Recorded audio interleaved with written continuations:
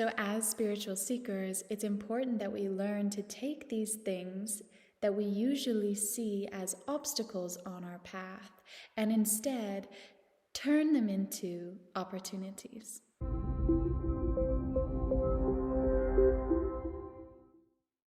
So when it comes to the world of emotions, Tantra has 3 different ways that we can approach them. The first way that we can approach our emotions is simply learning to sublimate. Sublimation is the practice of moving energy from our lower chakras to our higher chakras.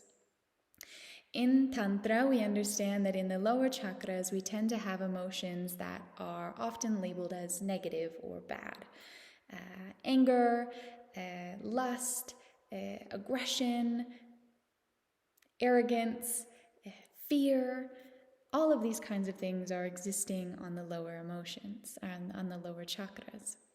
But then in the upper chakras, then we start to have these emotions that we often aspire for or hope to cultivate more of. So by using the practice of sublimation, we can move this energy from these lower chakras up into the higher chakras. The second practice that Tantra gives us for managing the emotions is simply learning to witness them. This means taking a little bit of space away from the emotions and is often done through meditation, taking time to quiet the mind and then look at the emotions and recognize that they are separate from us. Because they can be seen, they cannot be innately who we are. Because we watch them come and go, it means they're not always here, but that which perceives them is always present.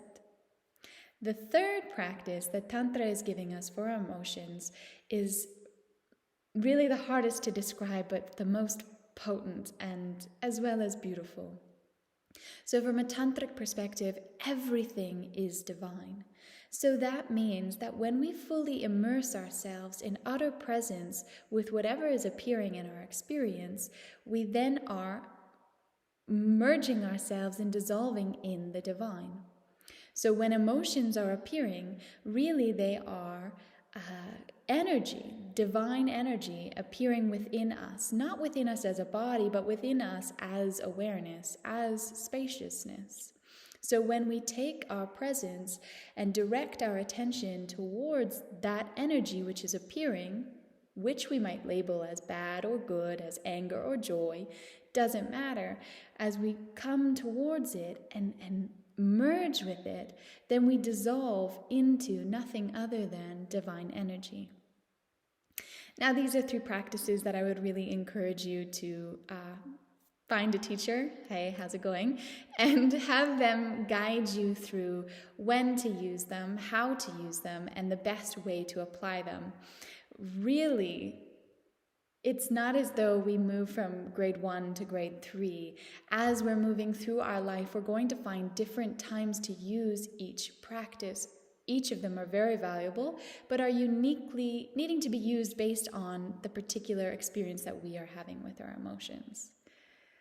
There's so much that I want to share around this, and so this is why I have created a very simple introductory course called the Tantra Yoga of Emotions that you can find in my 4-part series called the Tantric Heart. Okay, my friends, thank you so much for joining me today in this very brief discussion around Tantra Yoga of Emotions. I hope that you'll consider joining me for the course. And if you have any questions or comments, I'd love to hear them. Please drop them below. Don't forget to like and subscribe. See you next time.